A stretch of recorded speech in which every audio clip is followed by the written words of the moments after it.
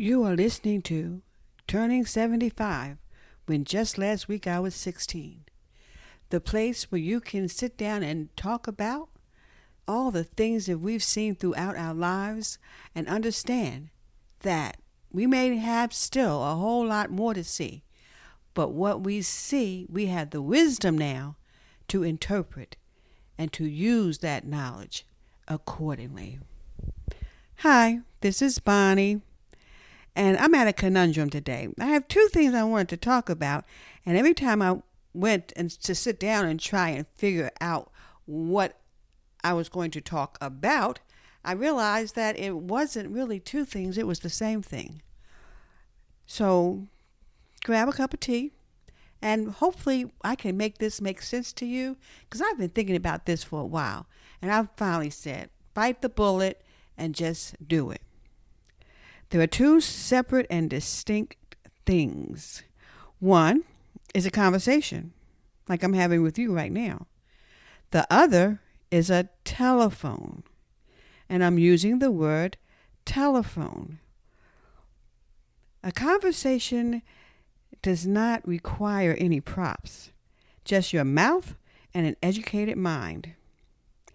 A telephone is an object that is primarily used as a tool of communication. You call someone and chat on the phone. Or let me put it this way.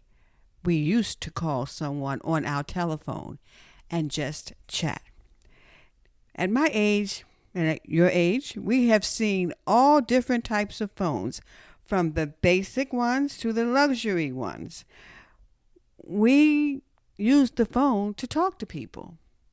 We had phones in the kitchen, phones in the bedroom, phones in the living room. It was just something that you had. When it rang, you picked it up and said, hello. Our kids had telephones. They understood what a telephone was. You called your friend, you had a conversation, and you hung up. Our grandkids, on the other hand, have been swiping since they were 3 months old. They don't know what a telephone is. They also don't know what conversation is. Now, when we use our telephones, it is for a specific purpose. We want to talk to someone, and the art of conversation is getting lost too. I love the times that have spent on the telephone gossiping. You know, your friend calls you and say, girl, have you heard? And you just can be on that phone for hours just gossiping. And you don't want to gossip, but sometimes a good gossip feels kind of funny and kind of good. You go, phew, thank goodness that's not me. And there were times when there was love talk. When your boo called you up and you guys could stay on the phone for hours, saying nothing sometimes, just listening to each other breathe. It was something that we used for all sorts of communications. You can call somebody up, tell them off, slam the phone down like it really made a difference in their ears. They heard the phone hang up, but we were satisfied by slamming that phone down really, really hard. So it was a way to support communication to each other. I started thinking about conversation when I realized that my grandson, who is Gen Z, and then after Gen Z are Gen Alphas. Now you think Gen Zs were bad? Look at these Gen Alphas. Because my grandson and I were talking one day, and I was talking about the schools and how the kids aren't behaving in schools. He said, Grammy, that is not Gen Z, that's Gen Alpha. He is just turned 18, so he is the youngest. He's in the younger quadrant of Gen Zs. The children who are in the elementary schools now raising Cain are Gen Alphas. Gen Alphas are the children who have been swiping since they were born. They don't understand the art of conversation because with their cell phones, they don't talk. But I'm going to get to that in a minute. So we talk on the phone. You reach out to someone and talk on the phone to keep in touch. My daughter still calls me up and we chat on the phone. My grandson doesn't call me, he doesn't call her. She would fuss at him because she said when he went to college, you are going to call me at least once a week to let me know how your week is going. And pretty much he does that. But there are times that he'll forget, but yet, just not on purpose, just forget. Because they don't talk on the phone like we did. A telephone, and I'm using the word telephone because it's not even a phone anymore. Not the object that we understood as a telephone. Now, a phone is not a phone, it's a mini computer because younger children spend more time doing other things, playing games, looking things up, than talking. They don't talk on the phone. They don't call you just to chat. They don't call their friends just to chat. The cell phone, ta-da, there it is. The cell phone is not taking the place of the telephone. It really isn't. It's taking the place of your desktop, the computer. I noticed this because when my daughter, grandson, and I would get together and we're sitting down talking about different things, I noticed that my grandson sometimes would pull out his cell phone. And at first I'm thinking, how rude. I did not raise you this way. You don't look at your phone when we're having family conversation. But then he turned the phone around to me and say, see, Grammy, I looked it up and then this will explain the concept a little bit better. And he does it all the time. While we're having a conversation about anything, it could be the weather. He's going to look it up on his cell phone and show me something. Now, I can't get mad at him showing me something because he's the type of child that likes to prove it to you, loves showing you the proof that he is right about anything. But it made me start looking at him a little bit differently.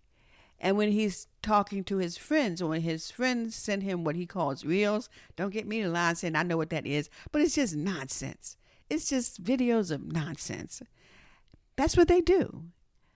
So they don't use that telephone as a means of communicating with each other. They use their cell phone. Okay, let me get the right wording. They use their cell phones as a way of staying connected to the world.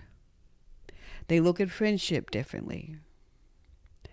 They look at relationships differently. The whole world is changing.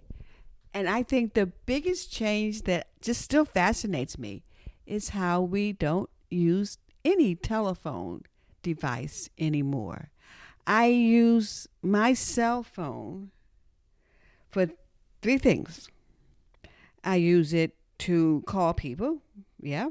I use it to look something up, and I use it to get directions. And when I say look something up, I'm not talking about a lot of times, but sometimes when I'm looking for an answer and I'm having a conversation with someone and I'm not at home, I will look on my cell phone and go into whatever site I need to go into. Cell phones are now an accessory. You accessorize yourself.